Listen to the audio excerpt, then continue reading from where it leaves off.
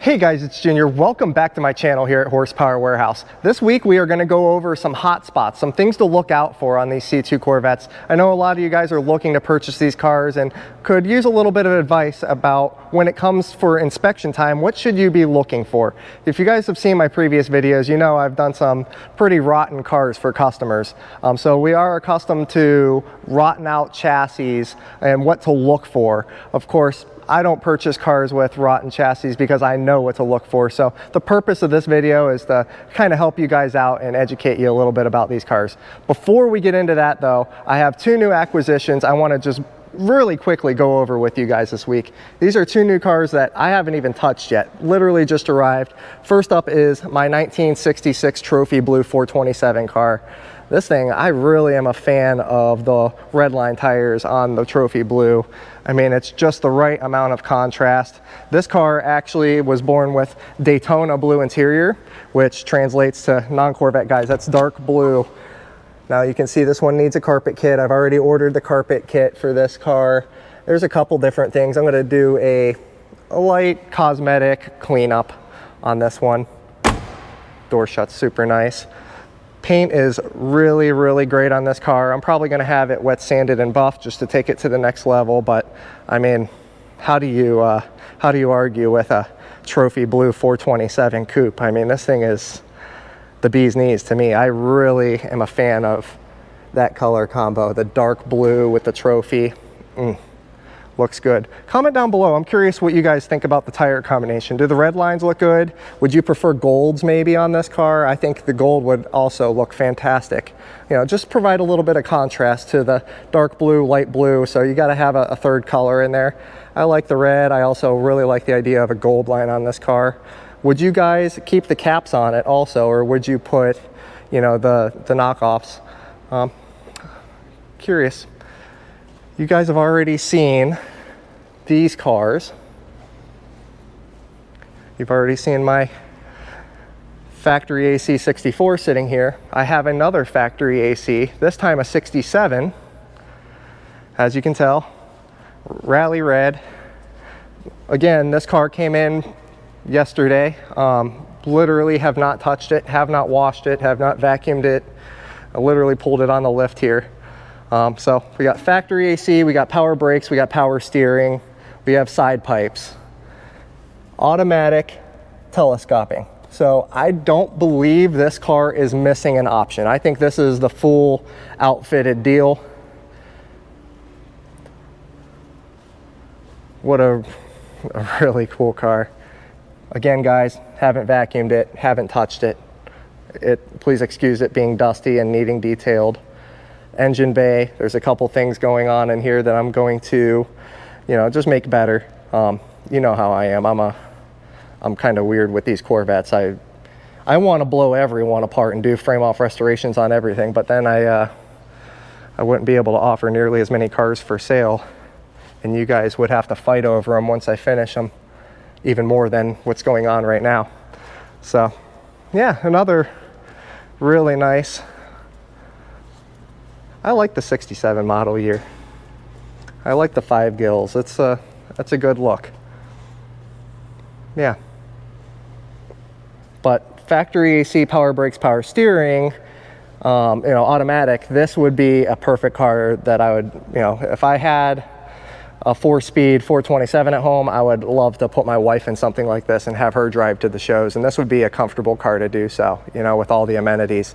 So that's, I'm not going to label that as a chick's car, but that would make a really cool chick's car. Let's go back into the shop here. I want to show you how we're coming with my 67 Coupe, 427, 435 horse. You can see the chassis is coming together here. We have the side pipes laid out. It's pretty. It's looking good. You guys know I take a lot of time and effort and craftsmanship in trying to make everything look the best possible. I'm really happy with how this one is coming out.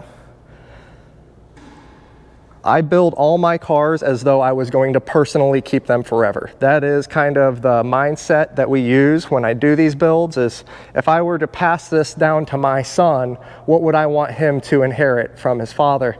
You know, that's kind of the mindset with these builds, is build it the best possible and you'll never have a problem later on selling the car. So I do own this one.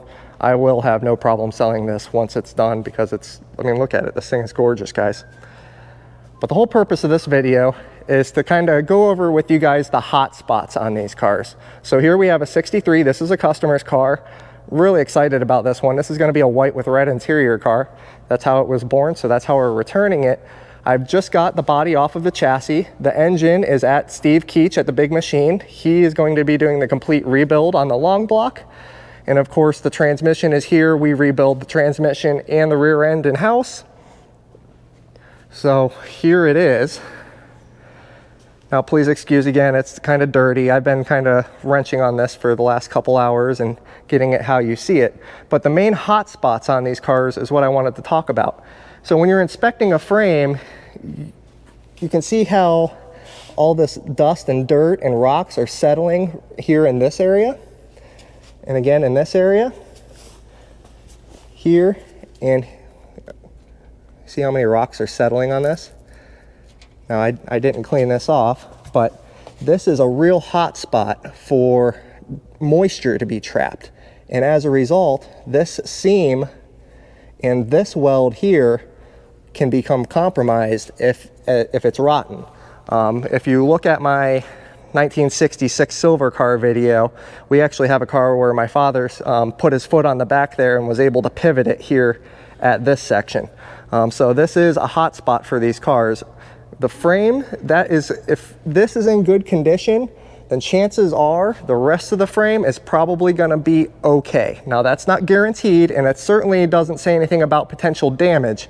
As you go further, you want to look in the front and make sure that these are straight. They aren't angled up or down. You also want to inspect all the welds. Just kind of look at how everything was welded.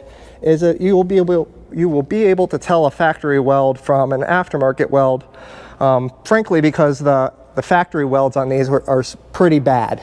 They were done with stick welders. They were not done with modern MIG or TIG welds. So you can kind of see what a factory weld will look like versus a repair job. This frame is actually in really good condition, guys. So it's a poor example of what to look out for, but it's a good representation of, you know, a good candidate for restoration. That's how they all look.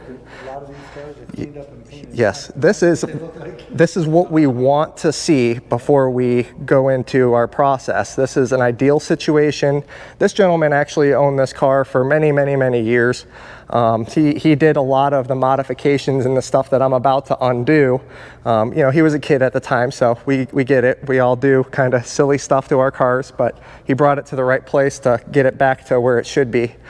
Things like the headers and the intake and aftermarket carburetor and so on and so forth. We're just going to go through, make this car right, kind of like that, and make it something that he can truly be proud of. Again, something that when he passes it down to his loved ones, they're going to be proud to own this car. And if he were to, you know, sell it one day, obviously he would have no issues as well.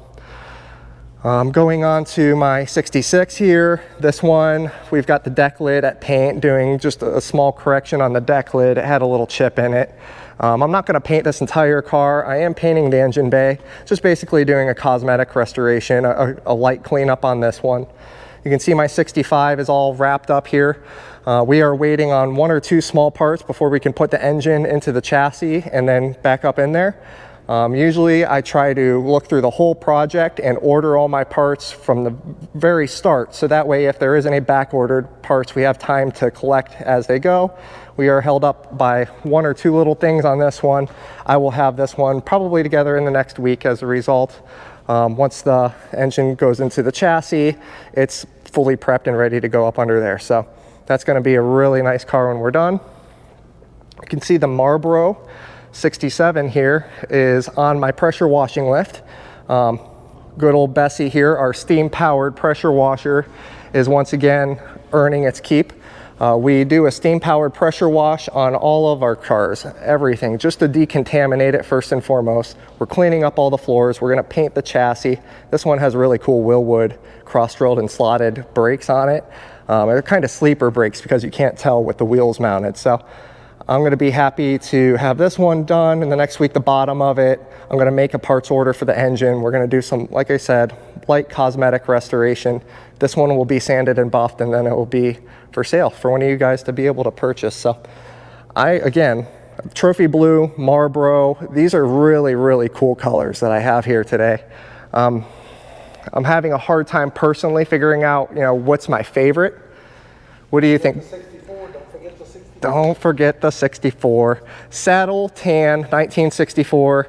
This one, now there's a reason I didn't want to show you guys because just back from paint. As you can see, emblems aren't on it. This one is 365. yeah, it is a 365. So lifter, yep. yeah, so it's the big boy, the hot car.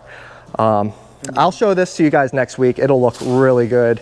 I don't have any emblems or anything else on it. So I know when you're going to get the mail truck. the mail truck is coming. I was going to drive it. Yep, we are. Well, as soon as Boss Man gets me my wood, we'll do all the wood interior in this, and that's coming up next. By the way, guys, this is a 1965 Jeep FJ6, and this was a not a mail truck. It was a milk truck. Milk truck. Yeah, milk. Really cool though. I mean, we're keeping it kind of, patinaed on the outside, but fully restored on the inside, and then all the mechanicals are completely restored as well. So, kind of a Jeepers Creepers kind of truck. Yeah, I'm with Boss Man here with Senior. I want to drive this one too. So let me know down below, what's your favorite project? What are we working on here that you're interested in? I'd love to be able to show you guys some more stuff that you actually want to see.